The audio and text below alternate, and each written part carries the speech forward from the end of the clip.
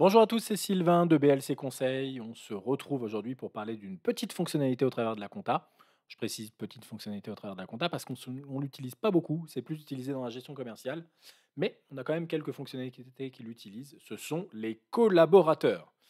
Donc les collaborateurs dans Sage Cloud Comptabilité sont gérés au travers du menu Structure ici et on retrouve les collaborateurs. Donc ici je suis sur la base Bijoux.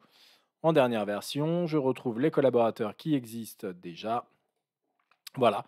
Et donc pour chacun des collaborateurs, donc je peux en créer ici avec le bouton nouveau, hein, et globalement, eh bien, vous allez avoir une fiche identification qui va s'ouvrir ici, dans laquelle il faudra renseigner dans le volet identification le nom, le prénom, le service, la fonction, le matricule, les coordonnées, les télécommunications. Vous avez la possibilité de mettre en sommeil un collaborateur et enfin, vous allez pouvoir lui affecter un profil.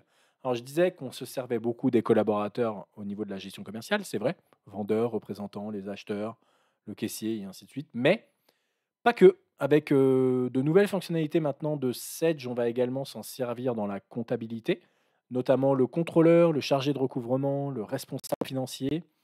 Voilà, donc ça, ce sont des rôles plus comptables qui vont nous permettre, alors on le reverra en fonction dans les vidéos, hein, de chacun de ces modules, mais de gérer notamment, eh bien, la gestion du BAP, du bon à payer dans Sedge, dans lequel on a besoin, bah, effectivement d'avoir des profils comme ça qui s'affectent.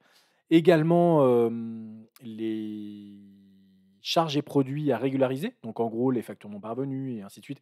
Il y a une nouvelle fonction dans Sedge depuis les versions 5 là, donc nouvelle pas tellement, mais en tout cas pour ceux d'entre vous qui seraient encore en i7, clairement vous l'avez pas, je crois, en tout cas, de mémoire.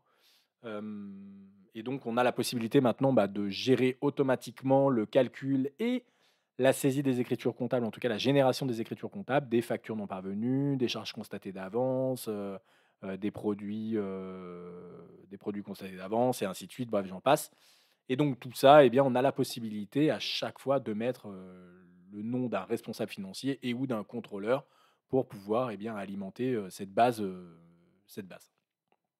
Donc voilà, les collaborateurs, pas grand-chose à rajouter là-dessus. On retrouve ici, l'intégralité. Vous voyez, je me suis créé ici, Sylvain Lipa, voilà, DAF. Hop, DAF de la société Bijoux. J'ai un niveau d'utilisation, administrateur. Je suis chargé de recouvrement, responsable financier. Oui, aussi, on s'en sert aussi pour le recouvrement dans Sedge, qui est une fonctionnalité dont on se sert plus trop maintenant, qui a été remplacé notamment par le module, SRC, Sedge Recouvrement Créance. Mais bon, SRC étant un module payant, bah, c'est toujours une petite option qui peut exister dans Sedge, même si globalement le recouvrement est quand même une option payante aussi dans Sedge Comptabilité. Après au niveau des prix, je ne connais pas trop la différence, mais voilà, en tout cas SRC est beaucoup mieux que la partie recouvrement de Sedge.